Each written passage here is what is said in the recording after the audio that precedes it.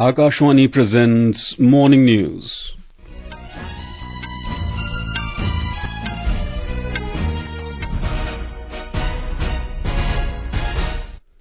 Good morning. I am Nishit Kumar. The headlines. Prime Minister Narendra Modi says Centre will soon form committee to address Madiga community's demand for sub-categorisation of scheduled castes. Campaigning for assembly elections in full swing in Madhya Pradesh, Chhattisgarh, Rajasthan and Telangana. Festival of Lights, Diwali being celebrated with traditional fervour and gaiety today. Ayodhya Deepotsav sets world record by lighting over 22 lakh Diyas. External Affairs Minister S Jaishankar embarks on a 5-day visit to UK. And in cricket, India to take on Netherlands in their last league match of the ICC Men's World Cup in Bengaluru today. And now the news in detail. Prime Minister Narendra Modi has said that the Centre will soon form committee to address Madiga community's demand for sub-categorisation of scheduled castes. The Prime Minister was speaking at a rally organised in Secunderabad, Telangana by the Madiga Reservation Porata Samiti MRPS, a community organisation of Madigas, one of the biggest constituents of scheduled castes in Telugu states, which fights for the categorisation of SCs. Mr. Modi said that the BJP stood with Madiga community in every struggle since the last 3 decades. He said in these 10 years, the Telangana government has only betrayed everyone, including the Madiga community. Congress put hurdles when Telangana was about to be formed, but when, after so many sacrifices, Telangana was formed, BRS leaders forgot you people and went and thanked the Congress leaders. हम जल्द से जल्द इस अन्याय का अंत करने के लिए प्रतिबद्ध हैं। मैं जानता हूं कि यहां पर ऐसे कई लोग हैं जिन्होंने अपने अधिकारों के लिए लंबे समय तक संघर्ष किया है। ये हमारा वादा है कि हम जल्द ही एक कमेटी का गठन करेंगे जो आपके सशक्तिकरण के हर रास्ते को अपनाएगी। हम और आप ये भी जानते हैं कि एक बड़ी न्यायिक प्रक्रिया सुप्रीम कोर्ट में भी चल रही है। आपकी इस लड़ाई को हम न्याय की लड़ाई मानते हैं। The Prime Minister also took a swipe at the previous governments of Telangana and undivided Andhra Pradesh, which failed to consider the rights of the Madiga community. Mr. Modi said that his government's highest priority is to give preference to those who are deprived. The BJP's mantra is Sabka Saath, Sabka Vikas. The Prime Minister also lauded Madiga Reservation Porata Samiti leader Manda Krishna Madiga and said that the leader can consider him a friend who will help the Madiga community in their struggle. Prior to PM Modi's speech, Madiga Reservation Porata Samiti leader Manda Krishna Madiga, who shared the stage with the PM, got emotional on the stage in Hyderabad. Madiga Reservation Porata Samiti, a community organization of Madigas, is one of the biggest constituents of scheduled castes in Telugu states. Campaigning for assembly elections is in full swing in Madhya Pradesh, Chhattisgarh, Rajasthan and Telangana. In Telangana, electioneering has gained momentum as filing of nomination process is over. Major parties, including the BJP and Congress, have made all-out efforts to pacify the rebel candidates who filed their nominations. Meanwhile, star campaigners and candidates are focusing on the campaigning in the state. We have more from our correspondent.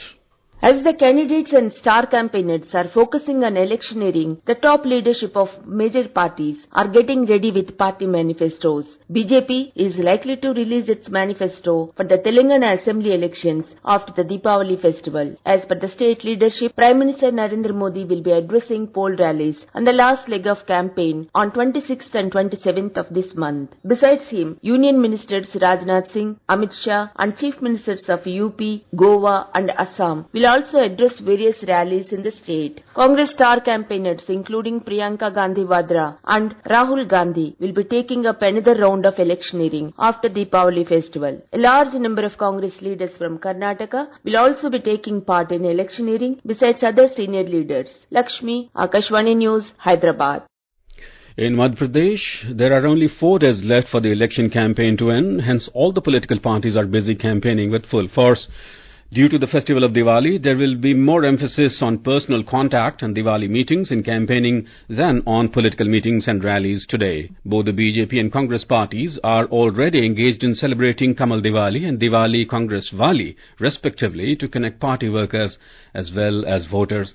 Amidst the vigorous campaigning by political parties, the Election Commission is also running a voter awareness campaign with the help of various sections of the society. We have a report. The Election Commission is making all-out efforts to increase the voting percentage in Madhya Pradesh. The Commission is also taking the help of various non-political groups for this campaign. Voter awareness chariots of the Central Information Bureau are also explaining the importance of voting on a large scale to the voters across the state. The message of voting was given by donating 17,000 earthen lamps in Indore. Under the voter awareness campaign in Shivpuri district, Rangoli making and lamp donation programs were organized in the polling stations of all 74 panchayats. Such programs are taking place across the state, in which voters are also actively participating. Sanjeev Sharma, Akashvani News, Bhopal. In Chhattisgarh, campaigning for the second phase of assembly elections is in full swing.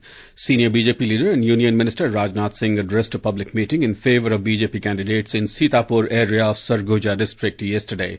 Mr. Singh said if the BJP formed a government in the state, the problem of Maoism would be resolved. आप जानते हैं Bharatiya Janata party की सरकार थी तो काफी सुधार हुआ, फिर से वामपंथी उग्रवाद बढ़ा है, तेजी के साथ बढ़ा। भारतीय जनता पार्टी की सरकार बनने के बाद 3 से लेकर 4 वर्षों के अंदर वामपंथी उग्रवाद को भी हम छत्तीसगढ़ से समाप्त करेंगे, यह भी आपको भरोसा दिलाकर जाना चाहिए। During his one-day visit to the state, Mr. Singh also addressed public meetings in Manendragarh area and Patan in Durg district. On the other hand, Congress senior leader and Chief Minister of the state, Bhupesh Baghel, held public meetings in favour of party candidates in various districts of the state. Preparations for peaceful and fair polling for the second phase on remaining 70 seats are in the final stages. Voting for this phase will take place on the 17th of November. In Rajasthan, 80 political parties, including BJP and the Congress, are in the fray in the state assembly elections. A total of 1,875 candidates are contesting the elections. Out of these, 737 are independent candidates. Continuous campaigning is being done by political parties, including the Congress and the BJP. Rajya Sabha Chairman Jagdeep Dhankar has directed the circulation and publication of the reports on the Bharatiya Nyaya Sanhita 2023, the Bharatiya Nagrik Suraksha Sanhita 2023 and the Bharatiya Sakshya Bill 2023. These reports were submitted by the Chairman of the Department-related Parliamentary Standing Committee on Home Affairs, Brij Lal. The 3 bills are aimed at replacing the Indian Penal Code 1860, Code of Criminal Procedure 1973 and the Indian Evidence Act 1872. They were introduced in the Lok Sabha in August this year. The festival of lights Diwali is being celebrated across the country with traditional fervour and gaiety today. The festival, which marks the victory of good over evil, is celebrated by lighting up houses, temples and other public places. People also worship the goddess of wealth, Lakshmi, on the occasion.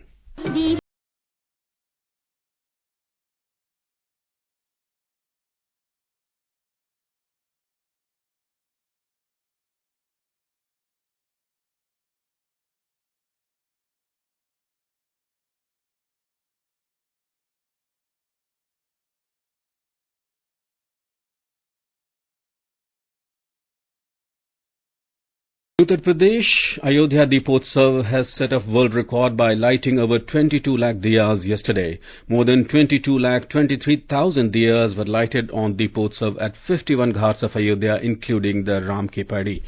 Governor Anandiben Patel, Chief Minister Yogi Adityanath, both Deputy Chief Ministers, several other cabinet ministers and ambassadors of 52 countries graced the event.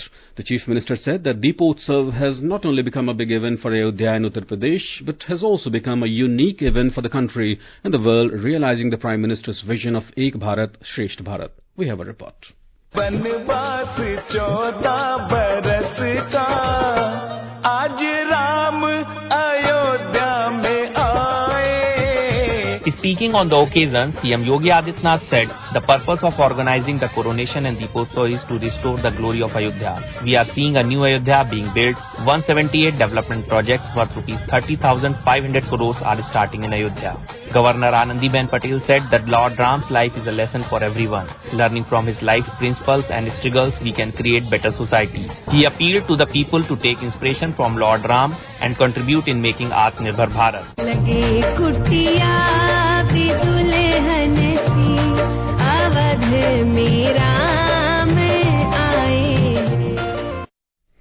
President Draupadi Murmu, Vice President Jagdeep Dhankar and Prime Minister Narendra Modi have greeted people on the occasion of Diwali.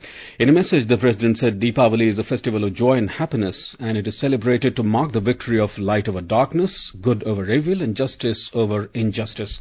President Murmu further added that the festival Deepavali illuminates the conscience and inspires everyone to work for the welfare of humanity. President Murmu called on to celebrate the festival of light safely and take a pledge for nation building by contributing to conservation of the environment. In his message, the Vice President said that Deepavali reaffirms the people's belief in living a righteous and virtuous life and performing their duty to the best of their ability under all circumstances. Mr. Dhankar said, "May the brightness and brilliance of this festival spread knowledge, wisdom and compassion to the core of the people's hearts." In his message, Prime Minister said that may this festival bring joy, prosperity and wonderful health to everyone's lives. External Affairs Minister S Jaishankar has embarked on a 5-day visit to the UK with an aim to review various aspects of bilateral ties. During the visit, Dr. Jaishankar will be holding discussions with his counterpart, Foreign Secretary Sir James Cleverly, and will meet several other dignitaries. Ministry of External Affairs said India and the UK have a growing bilateral partnership. Both the countries share a warm and thriving relationship. The India-UK Comprehensive Strategic Partnership was launched in 2021 along with the India-UK Roadmap 2030. The roadmap is a commitment to a partnership that delivers for both the countries. The minister said Dr. Jaishankar's visit will give a new impetus to the friendly ties between the two countries.